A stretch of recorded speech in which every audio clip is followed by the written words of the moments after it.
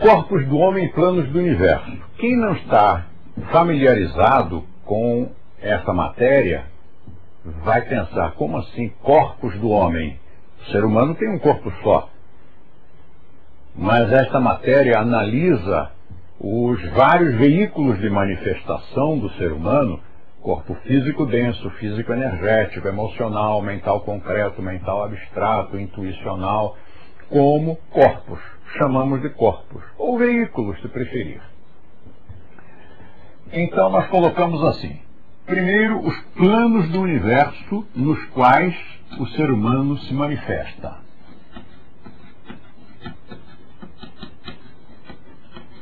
E ele se manifesta através de veículos de manifestação ou corpos do ser humano, corpos do homem. Nos planos do universo, sempre começando de cima para baixo, nós levamos em conta que de lá, em cima ou embaixo, dentro ou fora, são apenas artifícios didáticos para que a gente consiga se explicar, porque na verdade não tem nem fora, nem dentro, nem em cima, nem embaixo. Mas então, para que nós possamos mais ou menos acompanhar esse assunto, de lá de cima ou de lá de dentro vem o fluxo de energia, de força, de vida e de consciência. E isto é a mônada. Então, é o plano da mônada, o plano monádico. Se nós estivermos estudando isso à luz do Vedanta, nós chamaríamos de plano átmico. Se fosse à luz do Samkhya, nós diríamos que é o plano do Purusha. Plano monádico, ou da mônada. Abaixo deste, quer dizer, a energia da mônada é transferida para o plano imediatamente abaixo, que é o intuicional. Plano intuicional, também chamado plano búdico. Por que búdico? Porque é o plano em que o tipo de consciência é o de uma superconsciência. E supõe-se que Buda tenha alcançado esse estado de superconsciência e por isso foi chamado o Buda, que é um título, não é o nome. Abaixo do intuicional vem o plano mental. Então a energia vem lá de cima, ou lá de dentro, lá do fundo, e vai se densificando esse influxo de vida e de consciência e chega até o mental. Depois desce mais e vai para o emocional, também chamado astral, também chamado de desejos, também chamado de sentimentos. Plano de sentimentos. E do emocional, esse influxo de consciência e de vida vai para o plano físico. Então nós temos planos do universo, 1, 2, 3, 4, 5. Mas não são 7 planos do universo? São 7, mas o ser humano só se manifesta nestes 5. Além destes, nós temos lá em cima Anupadaka e Adi, mas nos quais nós, como seres humanos, dentro deste estágio evolutivo, não alcançamos. O nosso máximo é a mônada. E é interessante saber que mesmo depois que você atingiu um samadhi, um nirvikalpa samadhi, ainda há mais coisas lá para cima. Por alguma razão, a natureza dividiu a nossa manifestação, fazendo com que em alguns planos nós tivéssemos um veículo e em outros planos nós tivéssemos 2 veículos. Segundo estudos de filosofia baseados nas tradições mais antigas, cada um destes planos tem 7 subplanos. 1, 2, 3, 4, 5, 6, 7. 1, 2, 3, 4, 5, 6, 7. 1, 2, 3, 4, 5, 6, 7. 1, 2, 3, 4, 5, 6, 7. Cada um deles tem 7 subplanos. E os corpos que nós temos para nos manifestar ali vão se encaixar nestes subplanos ou, de uma maneira geral, no plano. Então, para que nós nos manifestemos no plano físico, nós temos 2 veículos, um chamado físico denso, que está ocupando aqui os 3 primeiros planos. Os 3 primeiros planos chamam-se sólido, líquido e gasoso. Então, sólido, líquido e gasoso compõem o nosso veículo denso, ou corpo físico, como nós o entendemos. Só que o físico, o plano físico, não é só matéria, também é energia. Nós não podemos dizer que a energia elétrica não seja física.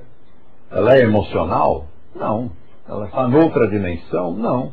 Ela é mental? Muito menos. Ela é física.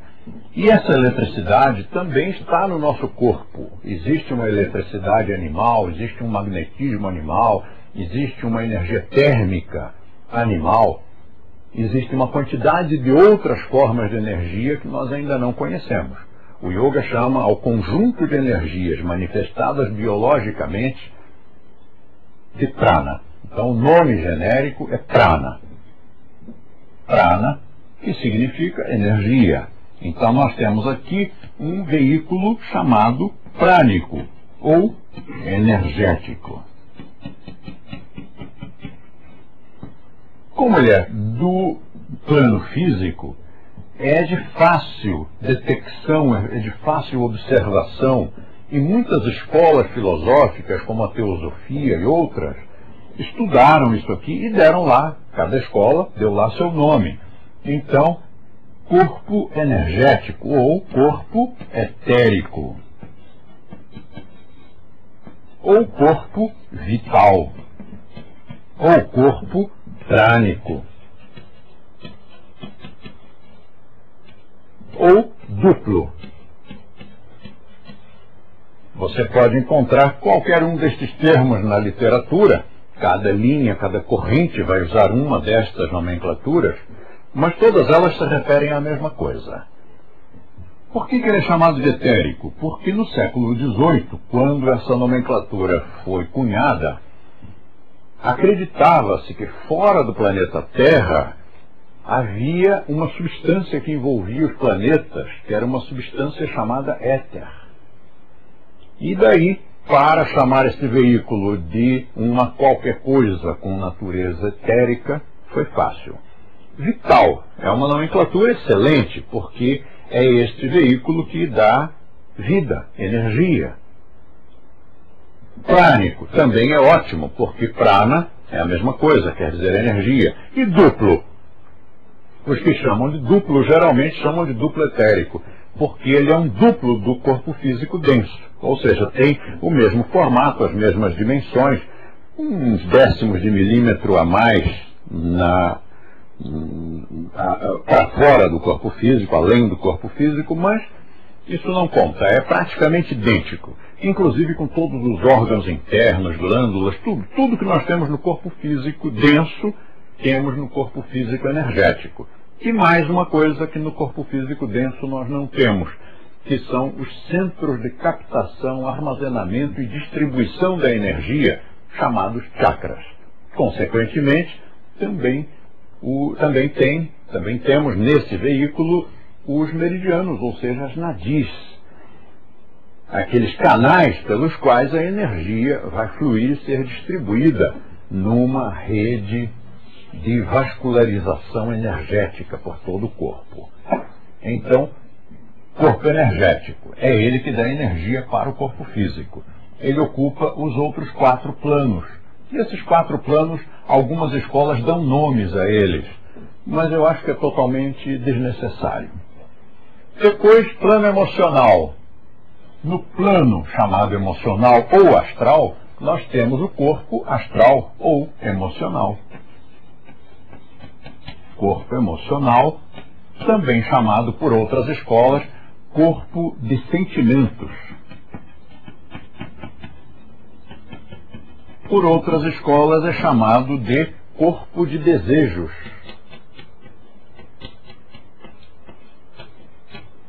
Por outras escolas é chamado de corpo astral. Mais uma vez, a presença de uma expectativa de que coisas sidéreas, coisas astrais, tivessem a ver com os níveis sutis da natureza. Hoje nós já sabemos que astro não tem nada demais, mas o termo ficou como astral. Inclusive, ele gerou até uma gíria no Brasil, quando nós dizemos baixo astral, alto astral. Isso veio daqui, destes subplanos. O subplano mais baixo do astral, na religião, é chamado de inferno. E o subplano mais alto do astral, na religião, é chamado de céu. E o intermediário é chamado de purgatório. Então, quando você está vibrando numa tônica que tem a sintonia com o inferno, aqui com o astral mais baixo de todos, disse, na gíria popular, quer dizer, ganhou a linguagem do povo, disse que a pessoa está de baixo astral. E quando ela está muito bem, está feliz, está saudável, está de bem com a vida, dizemos que está de alto astral. Isso tudo é influência desta linguagem que se popularizou principalmente há uns 35 anos, lá pela fase hippie, em que todo mundo mexia com essas coisas. Na nossa nomenclatura, nós preferimos chamar o corpo desta dimensão, o veículo que manifesta, que nos permite manifestar-nos no plano emocional, de corpo emocional. Faz sentido. Por que nós não temos dois aqui também? Pergunta da idade dos porquês, né? Porque imagine o seguinte, uma pessoa perguntando por que nós temos dois olhos e um só nariz? Por que nós temos dois rins e um só coração? Então, não há explicação. Somos assim, pronto, fomos construídos desta forma. Há outras espécies que têm mais de um coração, e eu gostaria muito de ter mais de um estômago, especialmente na hora daquela pizza. Mas, infelizmente, nós fomos construídos assim e pronto, é assim que é. No plano mental, mais uma vez ocorre este fenômeno. No plano mental nós temos dois corpos mentais, um corpo chamado mental inferior e outro mental superior. Só que agora inverte. No plano físico são 3 embaixo e 4 em cima. No plano mental é o contrário. São 4 embaixo e 3 em cima. O de baixo, esses 4 subplanos de baixo são atuados, quer dizer, nós conseguimos nos manifestar ali através de um corpo mental concreto ou inferior. Para nós, tanto faz. Nós podemos usar uma ou outra destas duas, um ou outro destes dois nomes.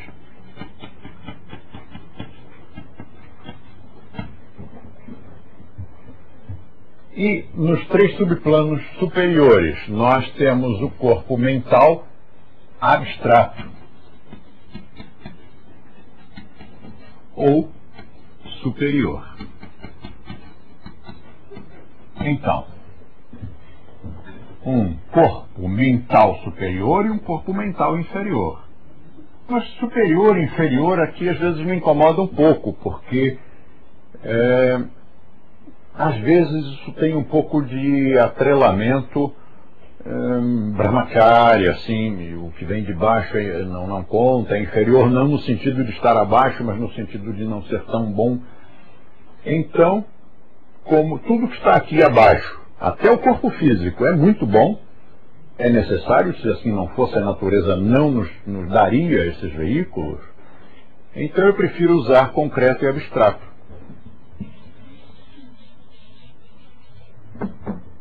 Mental abstrato. Qual a diferença entre eles? Bom, vamos entender aqui estes dois do plano físico. Físico denso. Físico denso é isto aqui, ó. Físico denso. Mas o físico denso sozinho, sólido, líquido, gasoso, não tem ainda a energia suficiente para se manifestar na natureza. Ele precisa de energia. E energia vital. Aquela energia que permite a este ser nascer, alimentar-se, crescer, reproduzir-se, morrer, decompor-se. Então, esta parte do veículo energético, esta parte que se chama veículo energético, está aqui para prover vida, vitalidade ao corpo denso. E no caso do mental, ali é diferente. O mental concreto é a parte da nossa mente que se dedica a coisas ditas concretas, ou seja, uma mentalização, por exemplo, a imaginação, a visualização de formas, um trabalho de aritmética, memorização, e o abstrato, altas matemáticas, ideais, coisas mais abstratas, coisas que tenham mais a ver com a inteligência propriamente dita. Embora hoje nós já entendamos por inteligência uma outra coisa, né? Nós já podemos ter uma inteligência emocional e uma inteligência física, até mesmo em subdivisões. Uma inteligência mais para a arte, uma inteligência mais para trabalhos manuais. Bom, acima do mental, nós temos o veículo ou corpo emocional. Emocional não, intuicional. Também chamado búdico. O que significa que quando você chega neste patamar, seu nível de consciência estará parecido, estará próximo àquele que Buda desenvolveu. Talvez até ele tenha desenvolvido um nível mais alto. Mas não foi ele que disse, ó, moçada, agora vocês me chamem de Buda, hein? Não foi ele que exigiu, foram as pessoas que começaram a tratá-lo como tal. E as pessoas eram leigas, as pessoas não sabiam a diferença, como continuam não sabendo até hoje, a diferença do nível de meditação para o nível de samadhi. Na maior parte das vezes, até mesmo praticantes e instrutores de yoga e linhas correlatas não percebem bem essa diferença. Às vezes, quando entram em meditação, dizem que estão em samadhi. Assim como talvez Buda tenha estado em samadhi e as pessoas tenham dito que ele estava no nível búdico, que não é lá em cima, que é um pouquinho mais embaixo. Vamos então, para não fazer confusão com religiões, vamos chamar de intuicional. E no plano monádico, não tem 7 subplanos? Não, não tem. No plano monádico você tem apenas um elemento, uma chispa de manifestação que nós podemos chamar de mônada ou elemento indivisível, mas que outras escolas chamam de Atman, Purusha. Eu sou, si mesmo.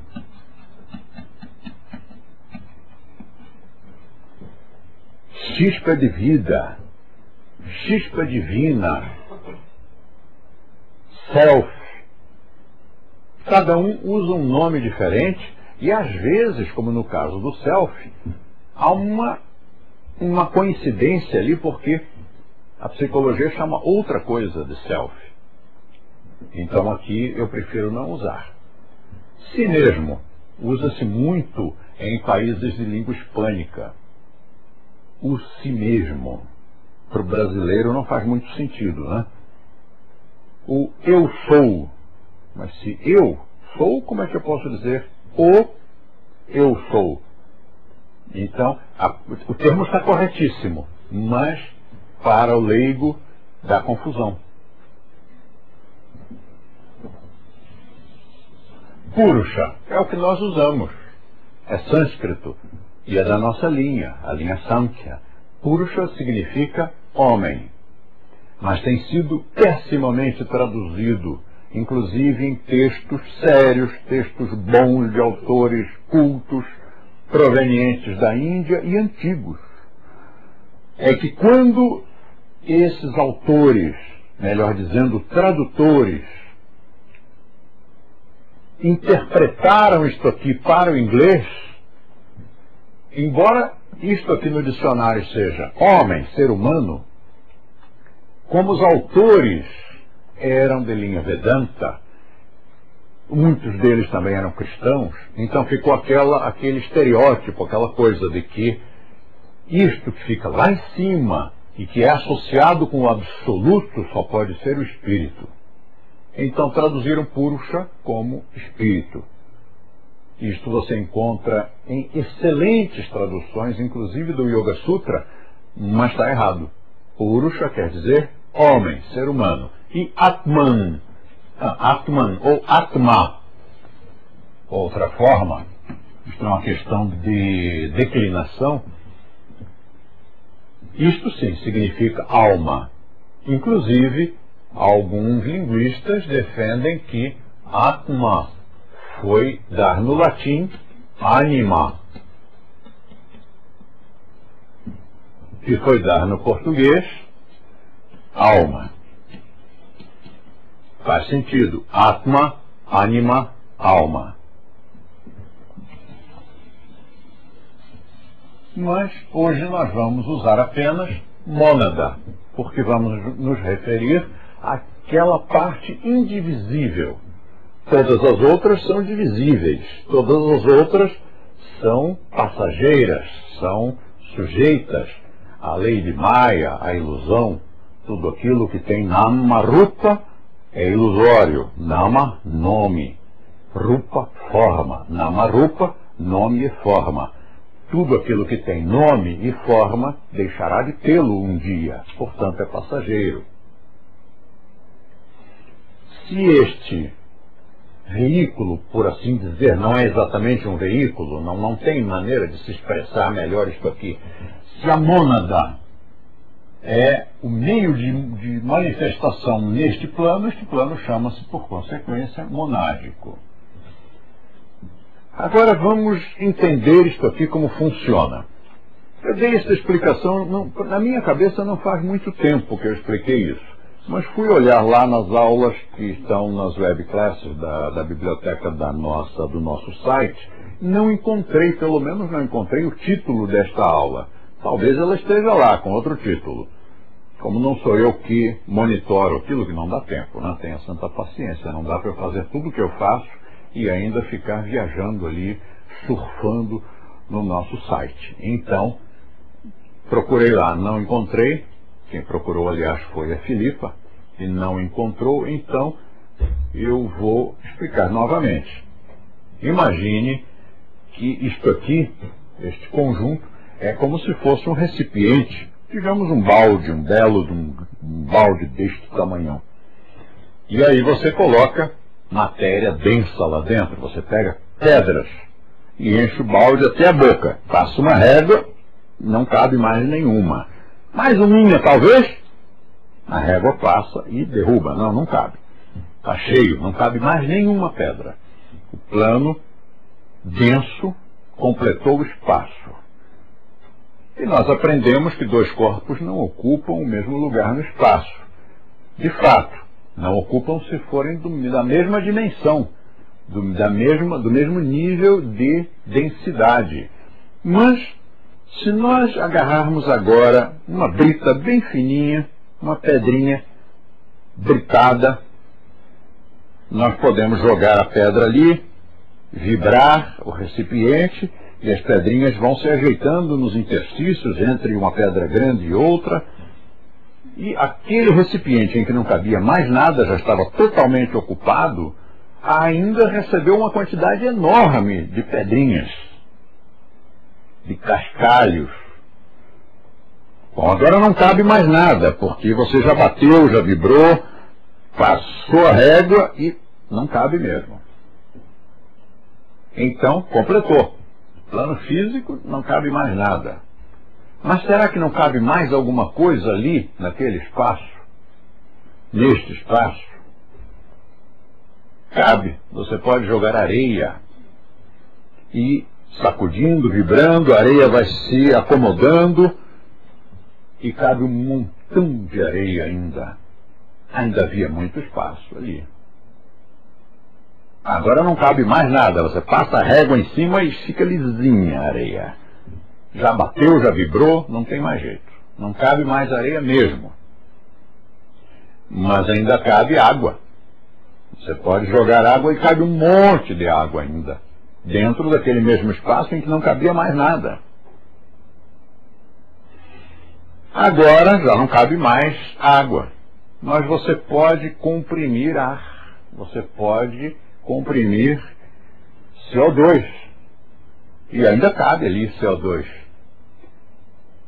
E agora? Agora não cabe mesmo, nada. Mas será que não cabe calor? Energia térmica? Será que não cabe eletricidade? Então são coisas que você vai colocando e mais sutis, mais sutis, mais sutis, mais sutis, e todas elas cabem no mesmo espaço físico. E isso ocorre com o nosso corpo. Corpo físico denso, corpo energético, ocupa o mesmo espaço, porque onde não tiver energia está gangrenado, né? Morreu. Então tem que ter energia. Se eu me movimento, é que tem energia. Se as células se alimentam, respiram, reproduzem-se, é porque há energia. Então, onde há corpo, há energia. Logo, o corpo energético tem o mesmo formato, por isso ele é chamado duplo. Esse corpo energético é o que me permite movimentar-me, é o que me permite me alimentar, é o que me permite excretar, é o que me permite reproduzir e me permite morrer e me decompor. Decompor o corpo físico. E o emocional? Bom, ninguém duvida de que tenhamos uma emoção. Então isso não precisa explicar muito. Nós temos uma emoção. O corpo energético pouca gente mencionou, mas emocional todo mundo sabe que tem. Assim como mente, todo mundo sabe que tem. E isto aqui é uma divisão quase que didática. Uma parte da mente se dedica a coisas mais densas, mais concretas, e outra parte da mente se dedica a coisas mais abstratas, superiores. Até aí eu acho que a gente vai mais ou menos bem. Quando chega aqui é que é um problema, porque intuicional tem a ver com intuição. E intuição ainda não está 100% estudado, o fenômeno intuição, e é muito atribuído a fantasias. Mas já há livros respeitados que falam sobre intuição empresarial. Aquele empresário que, aplicando a intuição, consegue resultados muito mais eficientes do que o outro que está utilizando a mente concreta, que depende de dados concretos que venham das pesquisas de mercado e tudo mais, para formar lá os seus gráficos, os seus estudos, e enquanto ele foi, gastou dinheiro, esperou o tempo, gastou o tempo, recebeu as informações, processou as informações, inclusive sujeitas a erro, porque vem os estatísticos, mexem naquilo tudo. Enquanto isso, enquanto ele vai e volta, o outro que usa o mental abstrato ou o outro que usa o intuicional vai muito mais rápido. O intuicional tem uma velocidade extraordinária. É muito mais rápido que a velocidade da luz, é mais rápido que a velocidade do pensamento, é a velocidade da intuição. E nós temos muitos exemplos assim, entre empresários que praticam o swastika, praticam o nosso método, e que conseguiram resultados empresariais absurdos, conseguiram coisas impossíveis, cresceram muito mais que a concorrência e, pelos métodos ortodoxos, ele seria considerado completamente louco, porque não fez pesquisa. Mas para que pesquisa se ele tinha intuição? Intuição essa que é preciso educar, até mesmo para identificá-la. Será que é intuição ou será que eu gostaria que essa realidade fosse assim e estou me deixando sugestionar, influenciar? Então é preciso fazer uma série de exercícios e testes para saber trabalhar com este material aqui.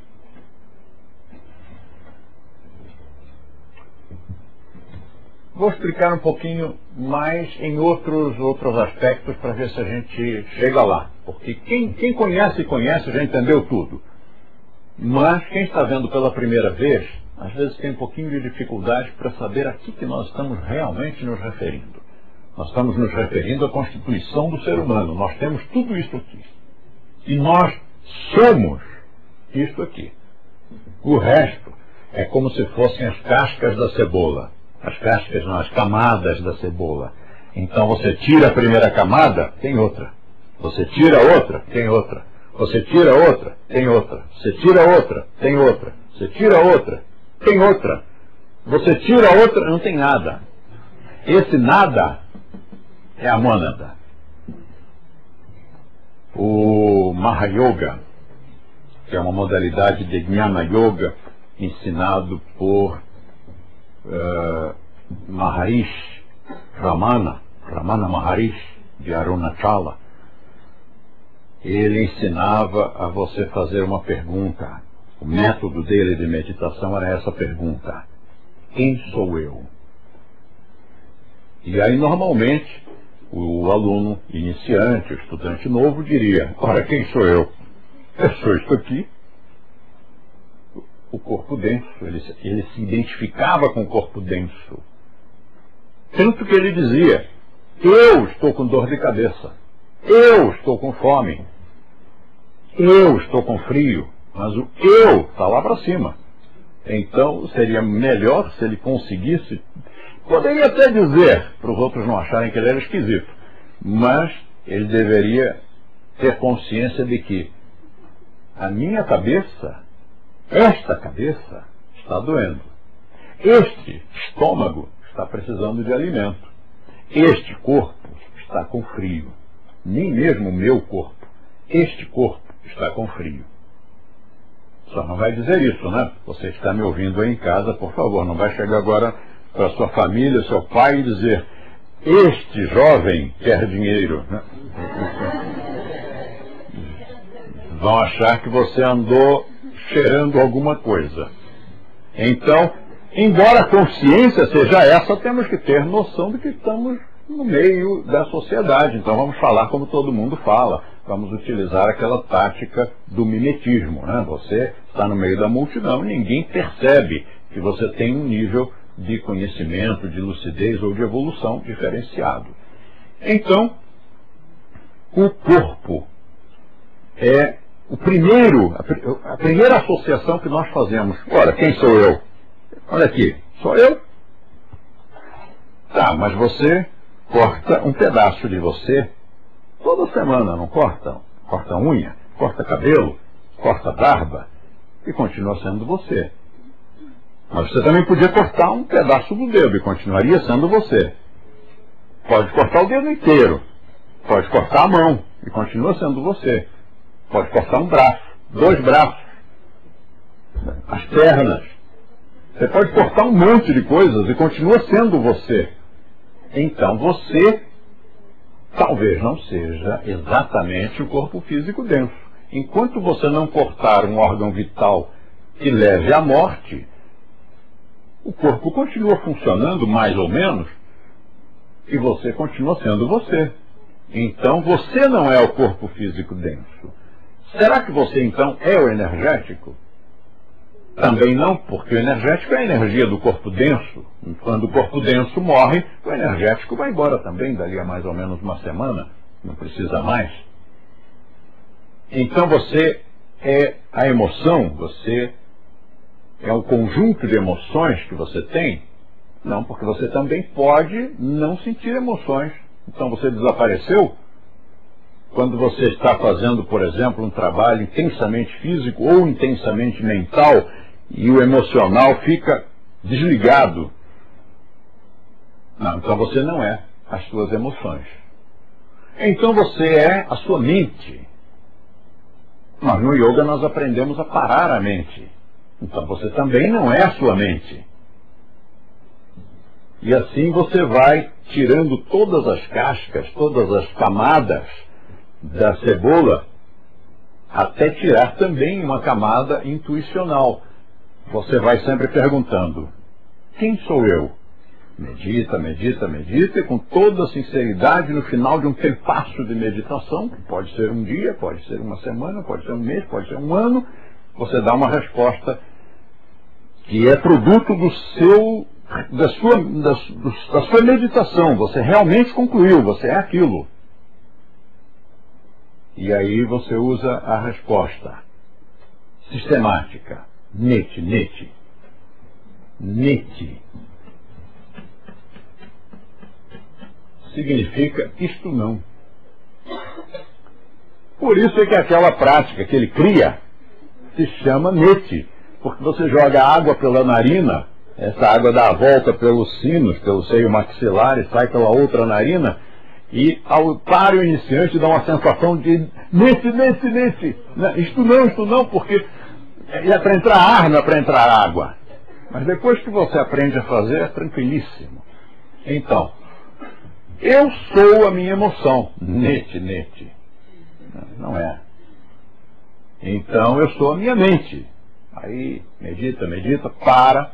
Yoga, chitta, vritti, nirodha. Para as ondas mentais. Então, neti, neti.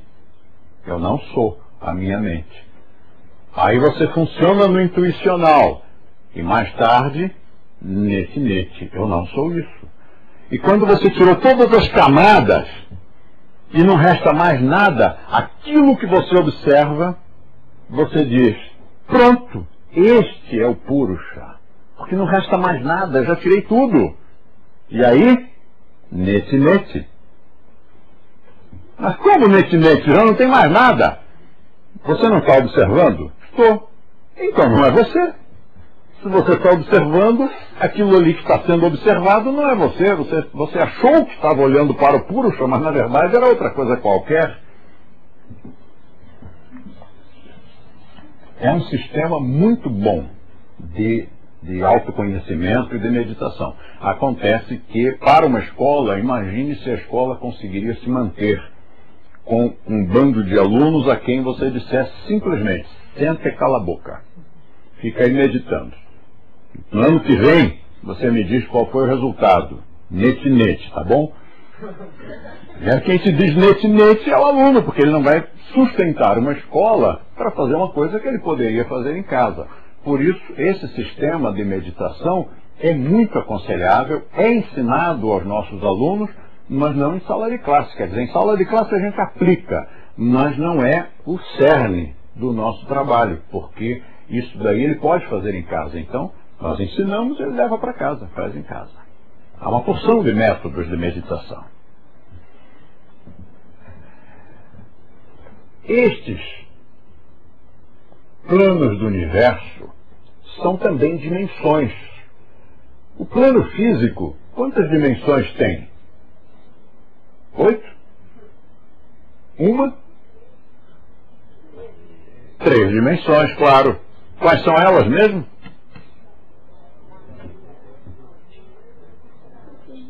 Não entendi nada.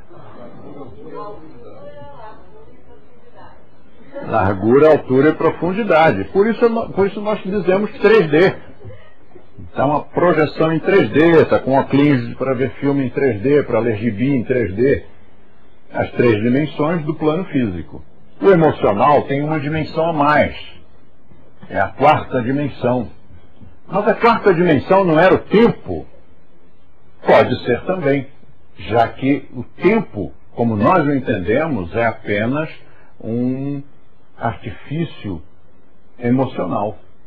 Tempo é puramente emocional. Nós já estudamos isso na aula de meditação, quando eu dei aqueles exemplos, né, do dentista, aquela coisa toda, depois a gente revê. Se você quiser rever, é só ir lá buscar a aula de meditação. E o mental, 5ª dimensão. E o intuicional, 6ª dimensão. Será por isso que chamam de 6º sentido a intuição? E o monádico, 7ª dimensão. E estes veículos? No Vedanta, por exemplo, a nossa linha não é Vedanta, mas aqui o Vedanta tem umas correspondências muito didáticas. Então, Vamos lá, um pouquinho de tolerância. Vamos estudar como eles estudam vamos verificar como eles estudam esses nomes aqui. Então, para o Vedanta, o corpo físico denso chama-se Anna Maya Kosha. Kosha significa corpo, mais ou menos corpo. Há uma porção de palavras no sânscrito para designar corpo. Kosha é uma dessas palavras. Maya, já mencionei hoje, Maya, a ilusão. Anna quer dizer alimento. Corpo ilusório feito de alimentos. Perfeito, perfeito. Isso aqui é feito de alimentos.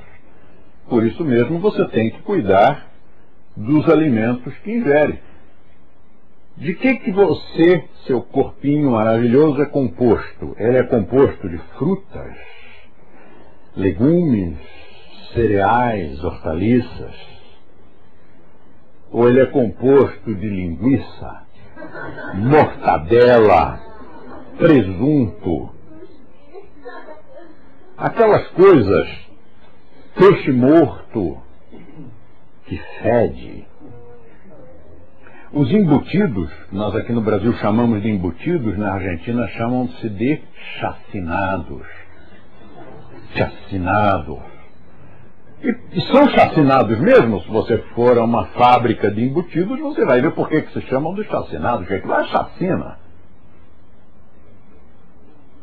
Então, corpo ilusório feito de alimentos. Cuide dos alimentos que você fornece como matéria-prima para o seu corpo. O energético chama-se de Prana Maya Kosha. Normalmente essas aspinhas se usam para a palavra que está em cima, mas eu sou preguiçoso e vou usar aqui para as palavras que estão embaixo. Emocional. Kama Maya Kosha. Eita, deixa eu botar as aspinhas mais rápido. Então, corpo ilusório feito de alimentos, corpo ilusório feito de energia, corpo ilusório feito de desejo. Kama, Kama Sutra. Kama é desejo, emoção. Manas, Maya Kosha. Manas, mente. Só que aqui eu não posso fazer as aspinhas, porque no sânscrito existe uma regra, são 3.500 regras. É melhor até a gente não decorar as regras e decorar as palavras. Aqui ocorre uma fusão e vira Manomaya Kosha.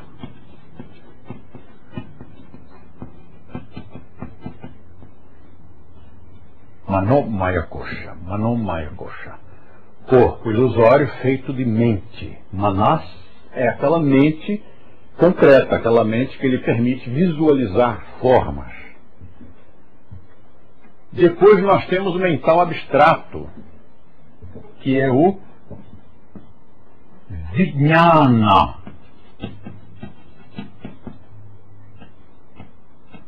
Vijnana é a fusão de Vidya, sabedoria, com Jnana, conhecimento.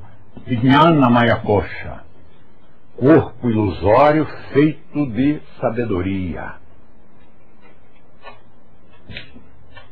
E o intuicional? Ananda Maya Kosha. Ananda Maya Kosha. Ananda, intuição. Não, não é intuição. Que é Ananda, bem-aventurança, felicidade inefável. Então, corpo ilusório feito de bem-aventurança. É o processo desencadeado pela meditação, pelo exercício de meditação. Por isso, quando alguém se senta para meditar e faz assim, ou qualquer outro tipo de careta, a gente não acredita que ele esteja meditando, porque se o estado de meditação é de bem-aventurança, estado de graça, felicidade inefável, se ele está sentindo isso,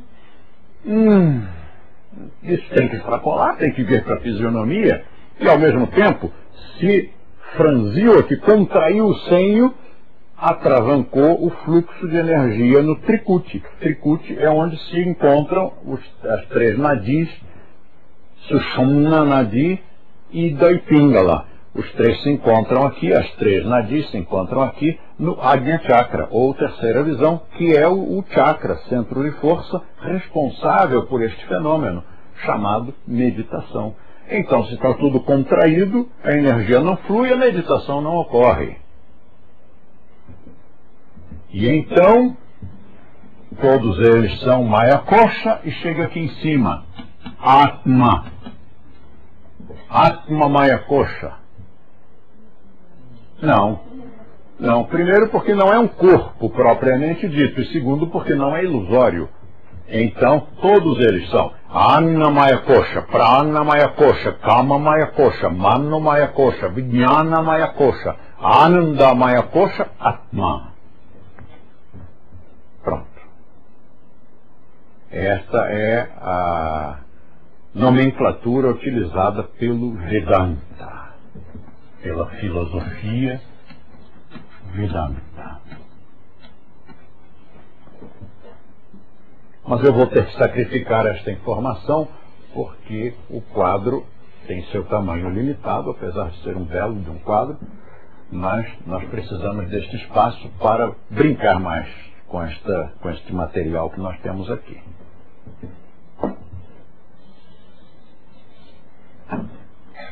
Você observou que nós temos 4 veículos para baixo e 4 para cima.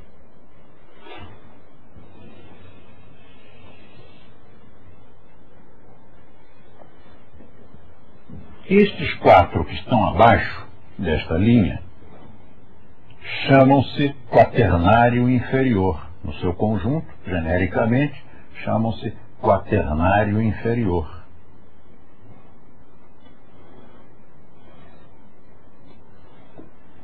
Porque são corpo físico denso, físico energético, emocional, mental concreto. Esses 4 corpos chamam-se quaternário inferior e são representados por um quadrado. O quadrado, no ocultismo, é símbolo do homem mais denso, mais tosco, mais primitivo. Talvez por isso haja também uma gíria que diz que fulano é quadrado. Será que é isso? Eu não sei. Eu sei que lá no Rio Grande do Sul, lá em Cruz Alta, me contaram, me fizeram uma alegoria. Quando eu expliquei isso aqui, disseram, mas tem mais coisas. Nós chamamos a esses homens de pão de forma. E eu disse, faz sentido, né? Pão de forma é quadrado. É quadrado, miolo mole, casca dura e fácil de dobrar. Isso, claro, quem falou foram as mulheres, né? Lógico. Os homens não sei se gostaram muito. Mas então, talvez haja alguma associação de ideias entre o quaternário inferior, o símbolo do quadrado, e a pessoa mais quadrada, a pessoa que não tem tanta lucidez, que não tem tanta percepção das coisas. E lá para cima nós temos 3 veículos, então é lógico, é coerente que sejam representados por um triângulo, esses 3 veículos. Chamamos aqui quaternário inferior, porque está embaixo, e tríade superior, porque está acima. Essa tríade superior também é chamada de corpo causal. Dependendo da escola filosófica, ela pode ter esse nome. Embora não seja um corpo só, mas eles chamam o conjunto de corpo causal porque aquilo ali causa o que vai acontecer lá para baixo. Nós não usamos essa nomenclatura e chamamos ao quaternário inferior personalidade.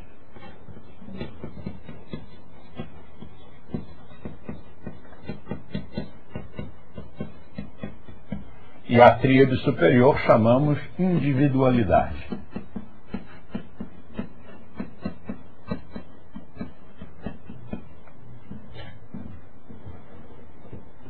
Faz sentido, porque personalidade provém do latim personam, que significa máscara.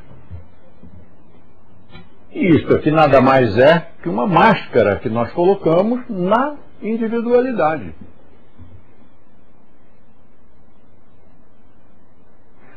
Por definição, personalidade é a média ponderada das experiências sofridas ao longo da sua vida. Você foi sendo construído, educado,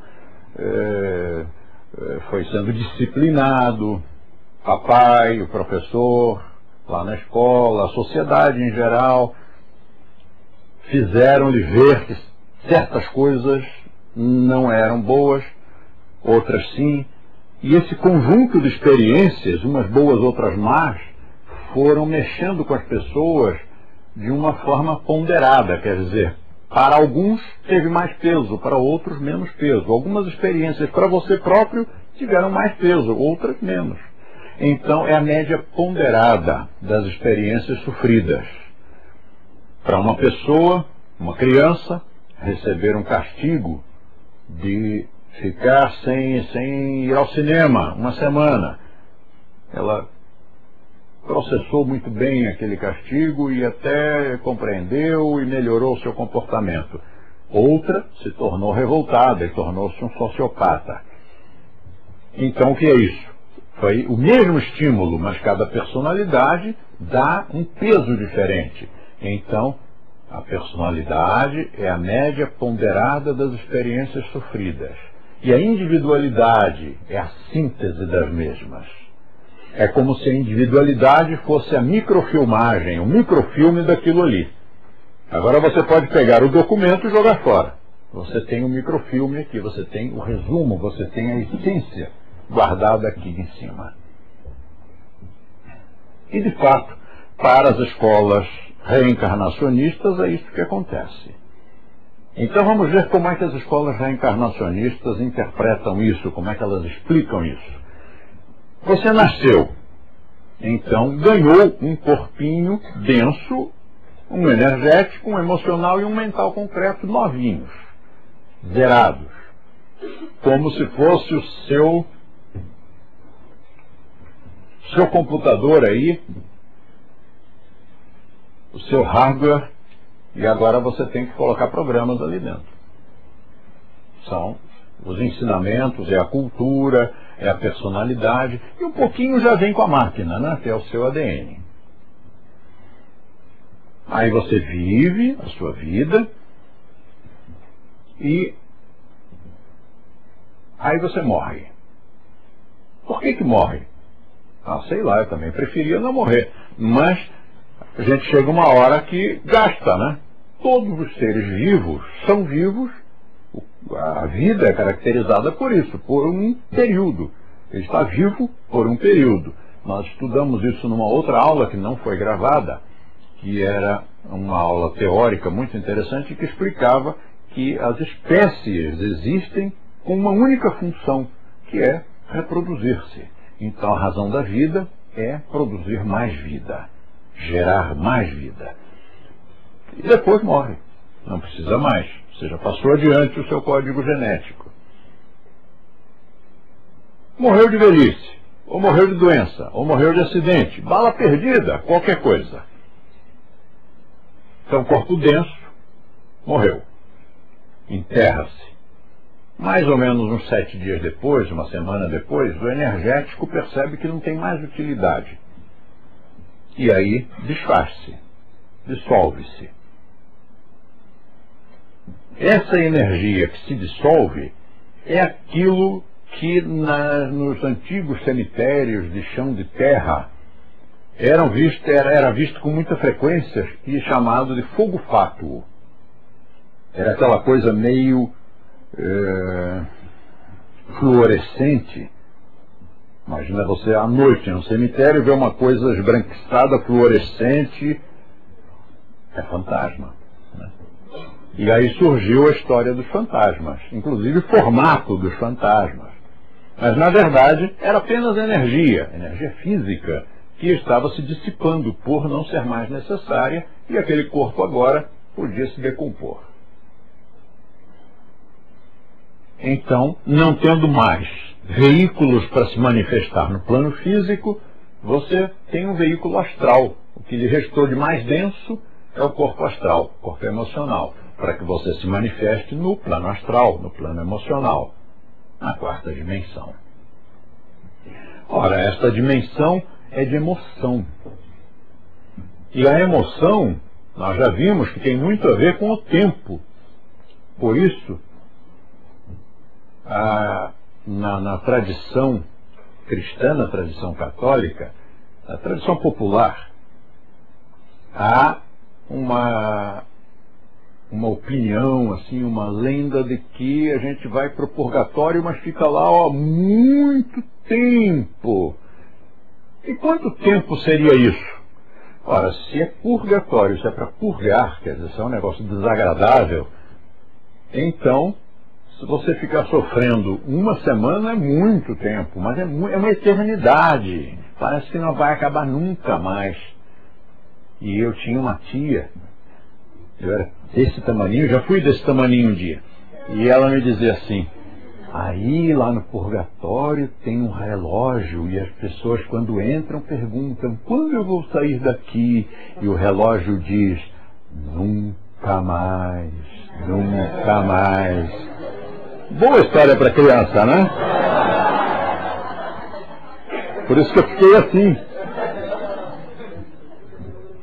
Eu e o resto da humanidade.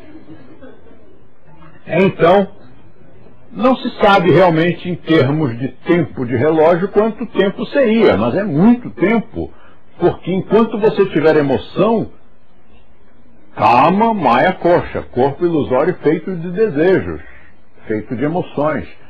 Enquanto tiver emoção, tem combustível. Mantém aquilo lá existindo. Você está alimentando aquilo, não acaba. É preciso se libertar das emoções.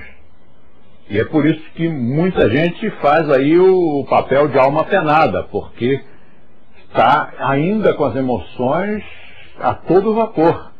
Emoções que o atrelam à sua viúva, aos seus filhos, à sua casa, aos seus bens e até mesmo aos seus vícios. Então essa pessoa vai ficando lá, enquanto tiver emoção vai ficando. Quando não tem mais, gastou, queimou todo o combustível, toda a lenha de emoção, passa para o plano mental. Só que como nós no plano mental somos umas antas, nós não temos praticamente nada de desenvolvimento mental. O ser humano gosta de dizer que sim, né? Nós somos o Homo sapiens. Mas perguntemos ao resto da natureza, ao resto da criação, o que eles acham, se eles concordam com isso. E eu acho que em coro todas as espécies diriam sapiens lá para as suas negas, porque vocês são mesmo uma praga, vocês são mesmo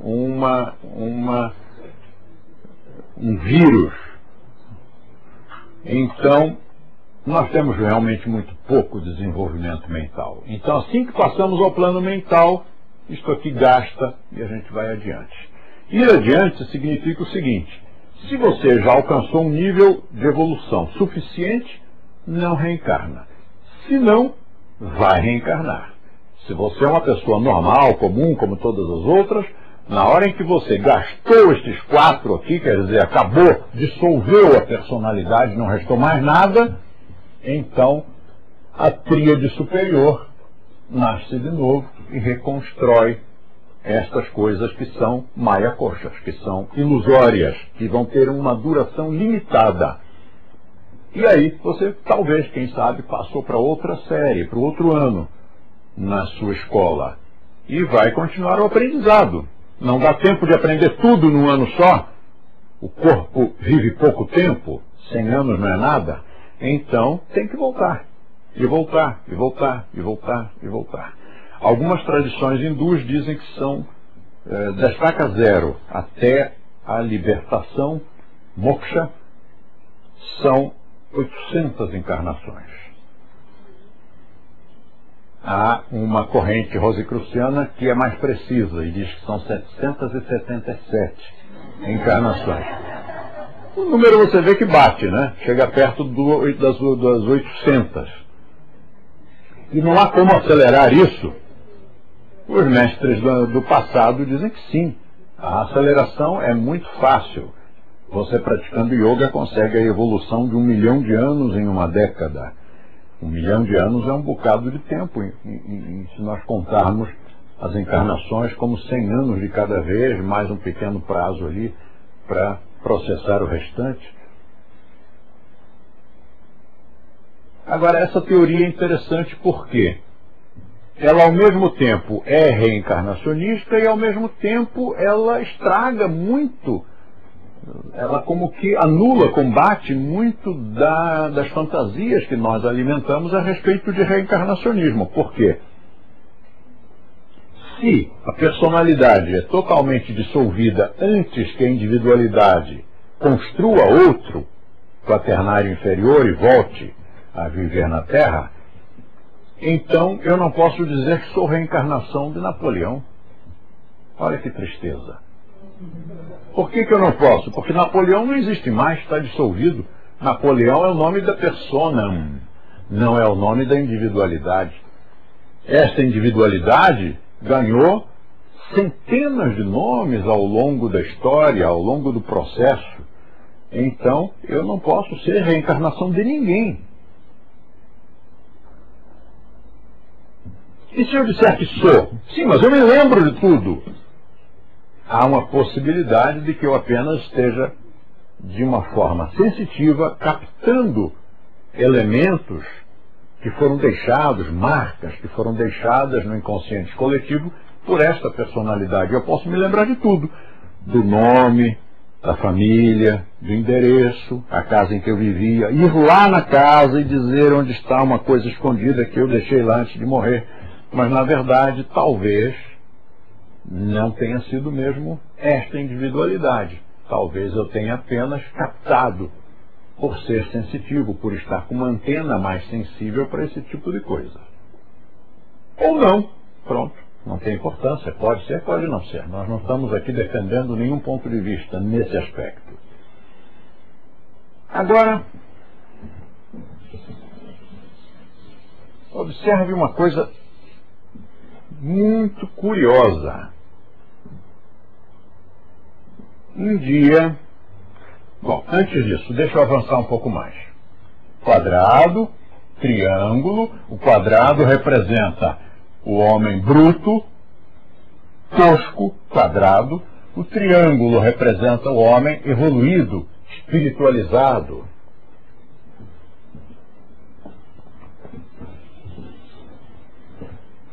Mas lá para cima tem uma outra coisa que é o absoluto, que está acima destes dois.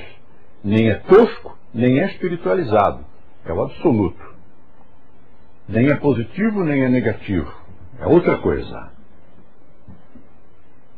Há uma forma de representar estes três elementos, estes três fatores, que mantém este como símbolo, o triângulo para cima, indicando evolução. O quadrado é representado por um triângulo para baixo, representando a Terra, a não evolução. E eles seriam tese, antítese e síntese. Este é um outro caminho de simbolismo e que vai chegar ao mesmo lugar. Agora, o elemento interessante que eu queria colocar, que eu queria mencionar, é um desenho do Da Vinci que eu coloquei no meu livro Yoga, Mitos e Verdade. Já está lá há muitos anos, muito antes do Código Da Vinci. E lá no Mitos e Verdades eu chamo a atenção para uma curiosidade. Da Vinci desenha um homem. São as proporções, né, aquele estudo das proporções. O homem com os braços abertos.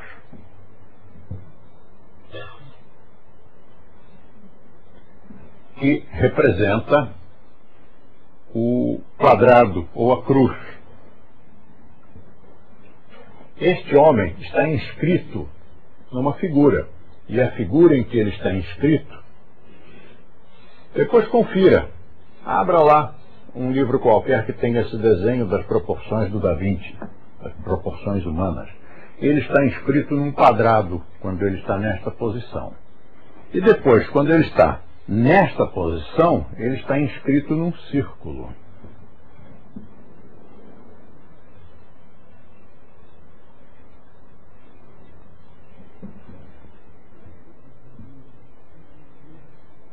Mas não tem triângulo. Há uma ordem rosicruciana holandesa chamada Lectorium Rosicrucianum, Lectorium Rosicrucianum, em que o triângulo é inserido aqui.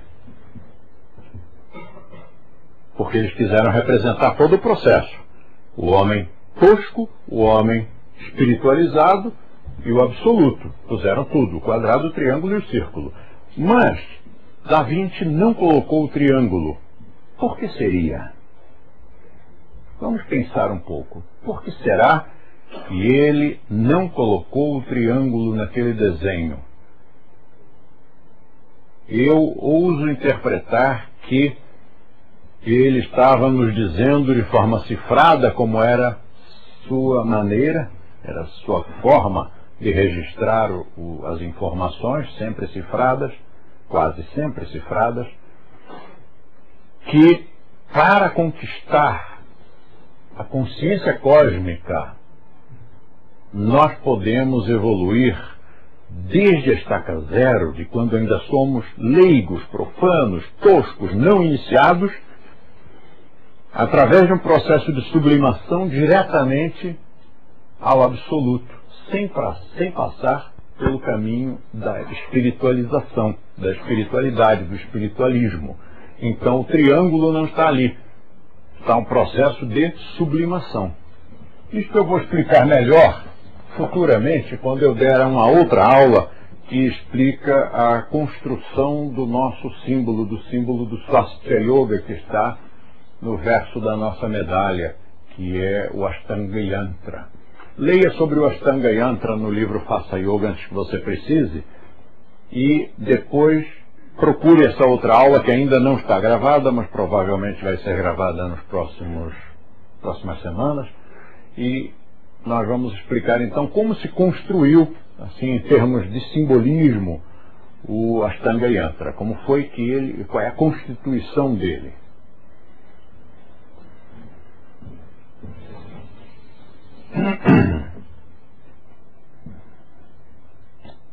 Vamos agora aos elementos da consciência. Consciência para mim está aqui em cima.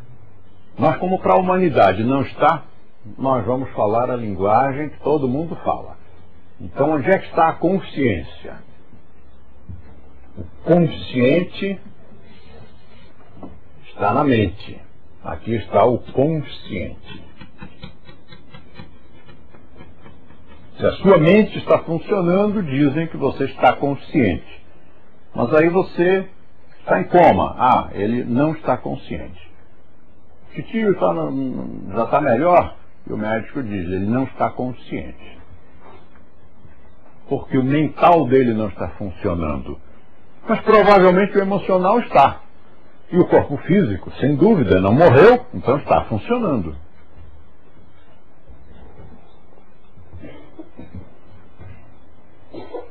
Abaixo do consciente, nós, na nossa linguagem, chamamos de subconsciente.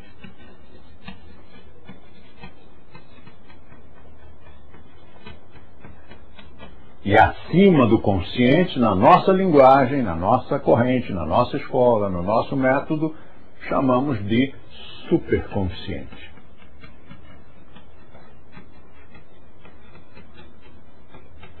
Por exemplo, em meditação você está num processo superconsciente, está além do consciente, está mais consciente que os outros. Mas e abaixo do subconsciente? Abaixo do sub, só consciente.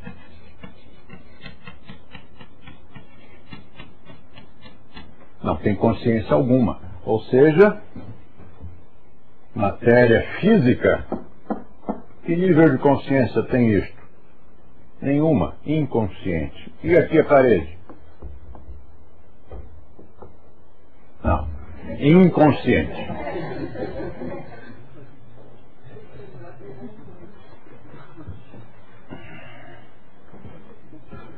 Este inconsciente se refere à mesma coisa do inconsciente da psicologia? Não, é outra coisa.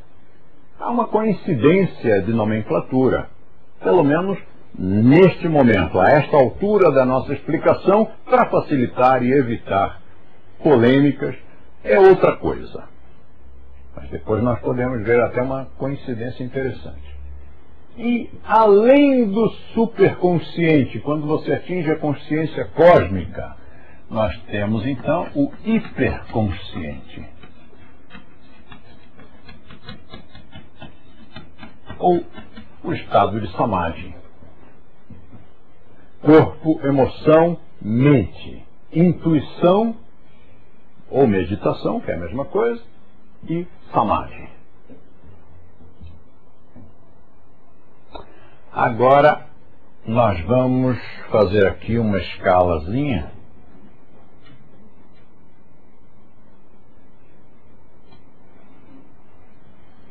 Um ser que só tenha corpo físico denso é um mineral.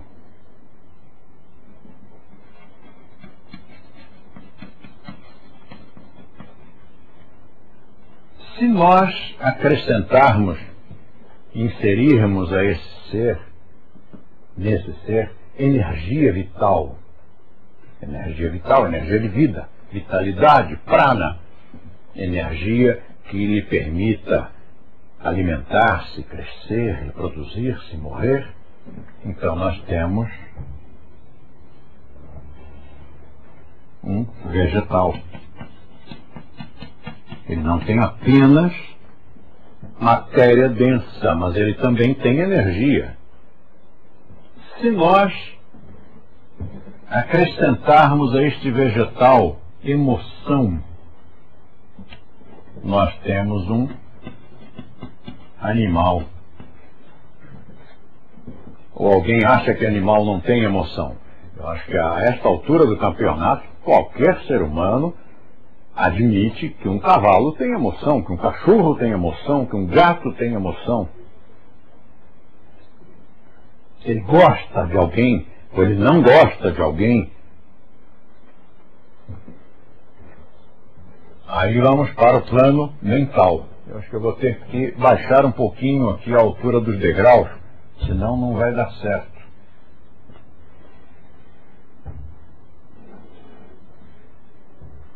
Ou talvez dê. Talvez dê.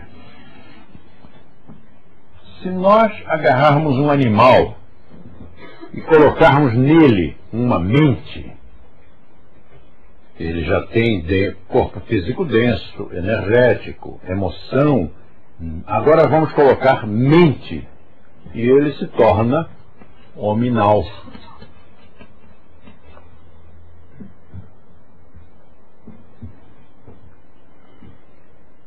Se a esse hominídeo nós dermos a capacidade do superconsciente, a capacidade de meditar, a capacidade de desenvolver a intuição, ou seja, um tipo de conhecimento não lógico, não intelectual, que não dependa de nenhuma via física, ou mental, ou emocional, então nós diríamos que este homem passa a uma outra categoria que está para ele, homem, assim como o homem está para o animal, um degrau evolutivo acima. E essa categoria nas escolas iniciáticas é chamada de iniciado. Nós vamos chamar por um sinônimo em sânscrito: yogin. Não é yogin, yogin. Mas se a este yogin, ou iniciado, nós conferirmos o hiperconsciente, ou estado de samadhi, então ele se torna um adepto, ou yogi. Yogin tem feminino, yogin, yogini.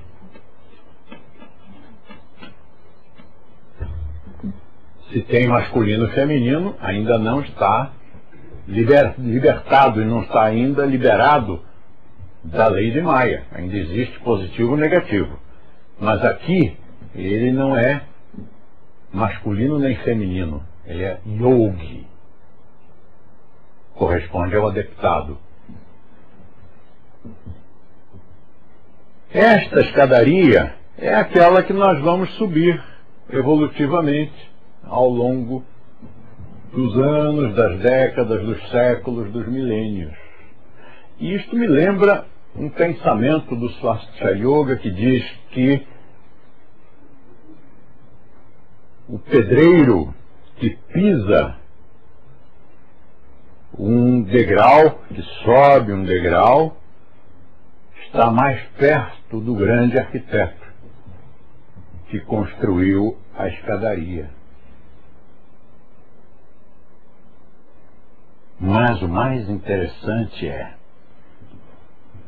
assim como nós precisamos de milhões de anos de evolução para ir do mineral ao vegetal, assim como precisamos de milhões de anos de evolução para ir do vegetal ao animal, precisamos de milhões de anos de evolução para ir do animal ao hominídeo, e precisaremos de milhões de anos de evolução para ir do hominídeo ao yogin, como espécie humana. Quer dizer, alguns treinam esta filosofia, este método, e tornam-se yogins.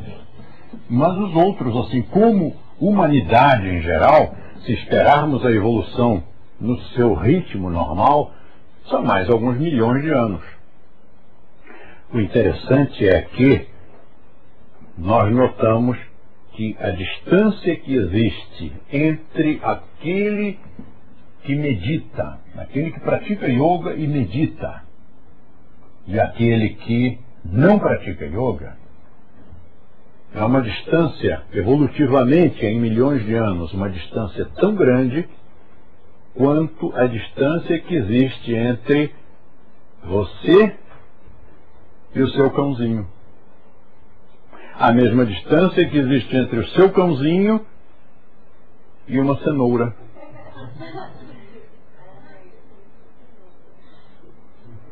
Agora você imagine, se o seu instrutor tiver chegado ao hiperconsciente,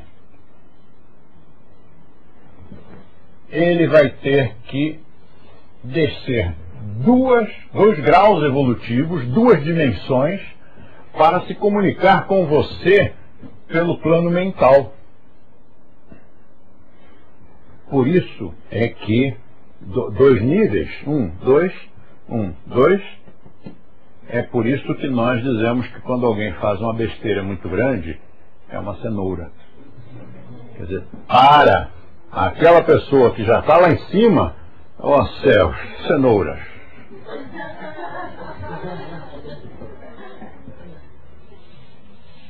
Esta conclusão, para a maior parte dos praticantes, é extremamente estimulante, porque você pensa, uau, com um pouco de prática de yoga, eu dou um salto evolutivo de milhões de anos e vou estar tão além da humanidade quanto o meu cachorrinho está longe de um vegetal. Isso é fascinante. E para umas poucas pessoas isso é insultuoso, é desestimulante. Mas então, paciência, não se pode agradar a gregos e troianos. Olha só o que nos espera com a prática do yoga. Tum e tum. Evolução de milhões de anos. E passando de homem a yogin, de yogin a yogi.